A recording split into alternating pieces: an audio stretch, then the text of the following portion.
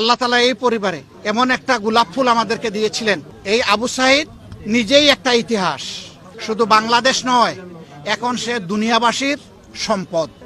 মনের টানে নৈতিক দায়বদ্ধতার জায়গা থেকে আমরা দ্বিতীয় স্বাধীনতা যুদ্ধ যেটাকে বলা হয়েছে তার মহানায়ককে, তার পরিবারকে শ্রদ্ধা দেখানোর জন্য আমরা এখানে চলে এসেছি। যারা শহীদ হয়েছে, এরকম যারা জীবন দিয়েছে, তারা প্রত্যেকেই এক একটা ইতিহাস। আপনারা জানেন আজকে জাতীয় জীবনের অত্যন্ত গুরুত্বপূর্ণ একটি দিন, যেদিন হয়তো অন্তর্বর্তী সরকার গঠনের প্রক্রিয়া চূড়ান্ত হবে।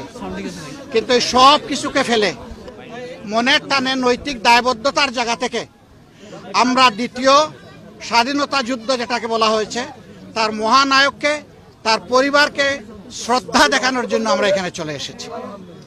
আমরা আমাদের কলিজার টুকরা যুব সমাজ যারা বুক চিতিয়ে গুলির সামনে